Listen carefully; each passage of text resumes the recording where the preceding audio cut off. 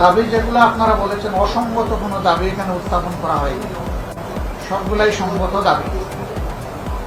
সংসদে যেহেতু সময়ের সীমাবদ্ধতা থাকে, আমি হয়তো যত পয়েন্ট আপনারা বলেছেন সব পয়েন্টে কথা বলতে পারবো না, কিন্তু বেসিক যে 3-4টা পয়েন্ট সেটা আমি তুলে ধরার চেষ্টা করব।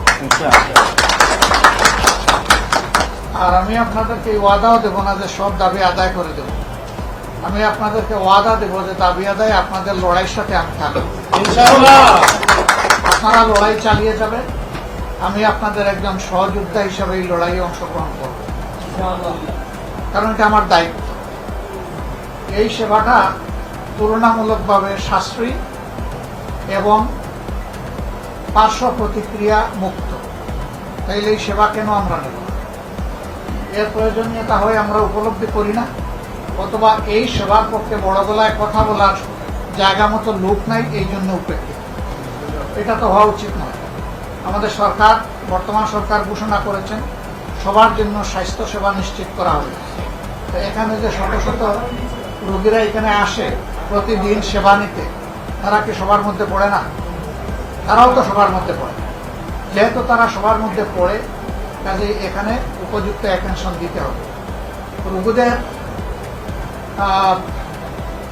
একটাই হাহাকার দেখলাম যে আমরা ঔষধ পাই না। অবশ্যই এটা ঠিক যে সরকারি মেডিকেল কলেজ হসপিটালগুলোতেও রোগীদের একই হাহাকার, কিন্তু একটু কম, এখানে বেশি।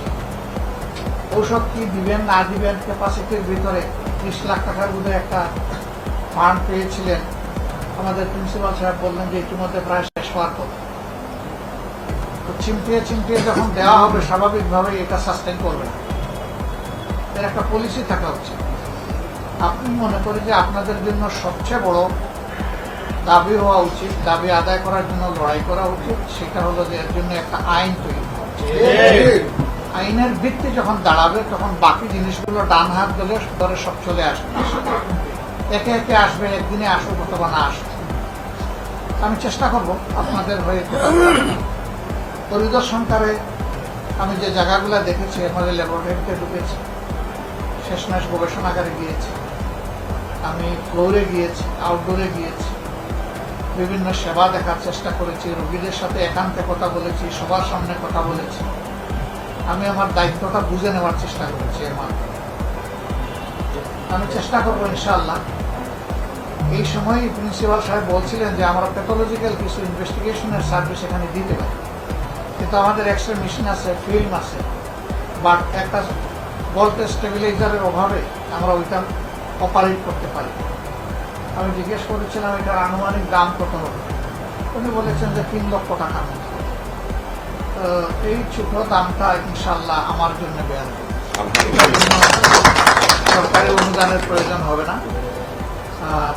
আগামী কালকেই এটা আপনাদের হাতে, কালকে বোধহয় বন্ধ নাকি? শুক্র শনি বন্ধ না? শনিবার আপনাদের হাতে ইনশাল্লাহ পৌঁছে যাবে। আপনারা আপনাদের মতো করে এটা ব্যবস্থা করে নেবেন ইনশাল্লাহ। ছোট্ট একটা অগ্রগতি দিয়ে শুরু হোক, বাকিটা আল্লাহ চাইলে সামনে হবে ইনশাল্লাহ।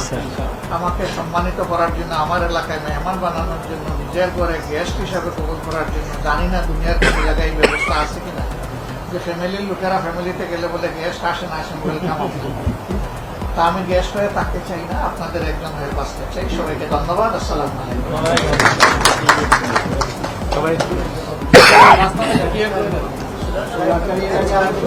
কলেজ হাসপাতালে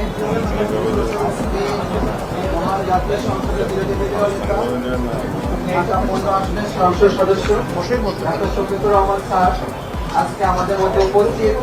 এই আসল স্যারের, এই কলেজ এবং হাসপাতাল স্যারের, আমি স্যারকে গেস্ট বলবো না, স্যারেরই কলেজে আমিই গেস্ট। স্যার স্যার আমাকে আপনি বরণ করবেন স্যার, কারণ আমি তো স্যার এই এলাকার না। স্যার আমি গত 16 মাস এখানে জয়েন করেছি স্যার, আপনাকে দেখানোর সুযোগ হয়েছে স্যার। সত্যই বলতে পারি স্যার আল্লাহ তাআলার এই লীলা খেলা, কারণ আগস্ট মাসে এই ঘটনা ঘটবে আমরা কেউ জানতাম না স্যার। গত 7 মাসে যেই পরিমাণ রোগী হয়েছে 14,000, 25 দিনেই হয়েছে 21,000। এই 25 দিনে আমাদের 1.5 গুণ, গত 7 মাসে যা রোগী হয়েছে তার পুরো 1.5 গুণ হয়ে গিয়েছে স্যার আমাদের ওয়ার্ডগুলো এখন মোটামুটি স্বয়ংসম্পূর্ণ। আমি কিছু ম্যাট্রিক্স ম্যানেজ করতে পারিনি, হয়তো 15 দিনের মধ্যে ম্যানেজ করতে পারবো। রোগীরা যেটা অভিযোগ আপনার কাছে করতো, আল্লাহ শুক্রিয়া আপনার কাছে করেন নাই স্যার। আর গতপূর্ত থেকে সবাই সেবা দিচ্ছে, সমস্ত ওয়ার্ডে টয়লেটগুলো কমপ্লিট করে দিয়েছে এবং মোটামুটি ক্যাম্পাসটা পরিষ্কার। আমি আপনার কাছে সকলের অভিযোগ সংক্ষিপ্ত করে বলবো স্যার, কলেজ স্যার আর শাস্ত্রীয় ডাক্তার শূন্য হাসপাতাল স্যার, যারা সেবা দিচ্ছে তাদের চাকরি এখনো নিশ্চিত হয়নি। আমি একটা এক্সাম্পল দিব স্যার, উপজেলাতে যে 31 বেডের হসপিটালগুলোতে 9টা ডাক্তারের পোস্ট আছে স্যার, 50 বেডের হসপিটালে 21টা ডাক্তারের পোস্ট আছে স্যার, 100টা বেডের হসপিটালে স্যার 42টা ডাক্তারের পোস্ট আছে স্যার। এটা হলো স্ট্যান্ডার্ড সেট আপ। আমাদের এই হসপিটালটা স্যার 100টা বেডের, কিন্তু স্যার এখানে কিভাবে হয়েছে আমি জানি না স্যার, মাত্র 13টা পোস্ট। আর 13টা পোস্টের মধ্যে শাস্ত্রীয় ডাক্তার আছে মাত্র 2 জন স্যার। এই 100টা বেডের হসপিটালে 42টা পোস্ট থাকার কথা, সেখানে 13টা আছে স্যার। এই ব্যাপারেও আপনার সহযোগিতা চাচ্ছি স্যার। আজকে আপনার হাত থেকে স্যার অনেকগুলো ওষুধ পেয়েছি স্যার, আপনার হাত থেকে স্যার অনেকগুলো বেড এবং বেডশিট পেয়েছি। আর একটা বড় পুরস্কার দিয়েছেন স্যার, যে ভোল্ট স্টেবিলাইজার দিয়ে স্যার আমি হয়তো শনিবারে পেলে রবিবার থেকে ইনশাআল্লাহ স্যার এক্সেল চালু করবো স্যার। ধন্যবাদ শুরু করবো না স্যার, আপনি এই প্রতিষ্ঠানে আজকে আসলেন স্যার।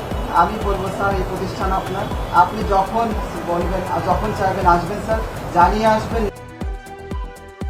স্যার আমরা আরো সতর্ক থাকবো স্যার, এই প্রতিষ্ঠান ভালো মতো চলবে স্যার। আমি মনে করি স্যার এই প্রতিষ্ঠানের এতটাই মূল্য, ইউনানি আয়ুর্বেদিকের গুরুত্ব এত বেশি, প্রত্যেকটা বিভাগেই কলেজ থাকা দরকার স্যার, এবং প্রত্যেকটা বিভাগেই মানুষ যেন এই শাস্ত্রীয় এই ওষুধ খেয়ে যেন তাদের স্বাস্থ্যকে ভালো রাখে স্যার। এই প্রতিক্রিয়া মুক্ত এই সেবাটাকে 18 কোটি মানুষ যেন গ্রহণ করে আপনার হাত থেকে স্যার। আমি আপনাকে আমাদের এই কলেজের সকল কর্মকর্তা কর্মচারী শিক্ষার্থীবৃন্দের পক্ষ থেকে ধন্যবাদ জানাচ্ছি স্যার। আসসালামু আলাইকুম।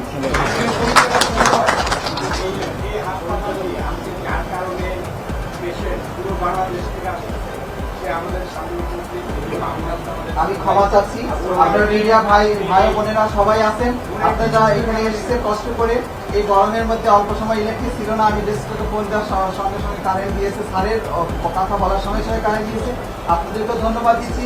ও যার কারণে আজকে এখানে এই পরিমাণ রুগী, আমি সকলকে ধন্যবাদ দিচ্ছি। আসসালামু আলাইকুম। মিডিয়ার বন্ধুদের কাছে আমার অনুরোধ,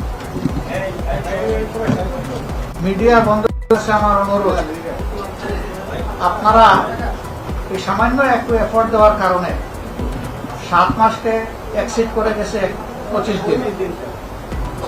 আপনারা আর একটু এফোর্ট দেবেন এবং আমাকেও সাপোর্ট না করেন, আমি এই জন্য সজাগ থাকি। আপনাদেরকে ধন্যবাদ। আপনি বলেছিলেন রিপোর্ট। ওয়ালাইকুম আসসালাম। আমার পক্ষ থেকে আপনার জন্য একটা গিফট থাকবে ইনশাআল্লাহ। এরকম ভবিষ্যতে যারা ভালো কাজ করবেন তাদের সকলের জন্য গিফট থাকবে ইনশাআল্লাহ। Thank you. কোনো অসুবিধা নাই, আমরা ছোট গল্প হিসাবে নেব, শেষ হয়ে হইল না শেষ।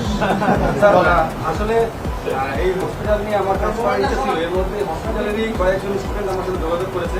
আমার হোমিওপ্যাথিক একটা ওই যে মাননীয় প্রধানমন্ত্রীর আসনে ওরা আমার ভিডিও ভাইরাল হওয়ার পরে যেহেতু আমার সাথে যোগাযোগ করেছে, আমি এটা নিয়ে কাজ করতে এসে যে করে দেখা না কিন্তু জানতাম না, তো সেটাও ভাইরাল হয়েছে। এরপরে এখন এই হসপিটালে আমি যে আসবো, আমার আসলে মাস্ক পরে আসতে হয়। কারণ হচ্ছে হসপিটালের যারা রোগী তারা আমাকে দেখলেই ধরে যে আপনি কি বললেন, আমরা এসে মানে এইটা পাচ্ছি না, ওইটা পাচ্ছি না, এই পাচ্ছি না, সেই পাচ্ছি না। এখন এই কিছুদিন যাবত আমি আসি না, কারণ আসলেই আমাকে ঘিরে ধরে। তো এটা স্যার ওই যে ধরতে আসছে, এই জন্য আমি ডিটেলস বললাম না। আমার পক্ষ থেকে অনুরোধ থাকবে যে এটা আপনি দেখবেন। আর আরেকটা হচ্ছে যে ওই বেতন পাচ্ছে না ব্যাপারটা, এটা হয়তো পুরোটা আসে না আমার মনে হলো। সারা বাংলাদেশে এই অবস্থাতে 352 জন মেবি হোমিওপ্যাথিক ইউনানি আয়ুর্বেদিক ডাক্তাররা বেতন পাচ্ছে না। আমি একটা উপজেলায় গিয়েছিলাম, সেই উপজেলাও সেই ডাক্তার ডিউটি করে সে বেতন পাচ্ছে না। 5 আগস্টের পর থেকে বেতন পাচ্ছে না। তো এইটা একটু দেখবেন স্যার। আর আপনি কোন মিডিয়ায়? আমি স্যার একটা পেজ, আমি কোনো মানে প্রফেশনাল কোনো মিডিয়াতে না, মানে আমার পেজ আছে। আপনার রিপোর্টটা ভাইব্রেশন হয়েছে ভালো। এটা পৃথিবীর ভূমিকাটা কম নয়। এটা পৃথিবীতে ধারাবাহিক 71 কি এখানে আসছে? রিপোর্ট হওয়ার কারণে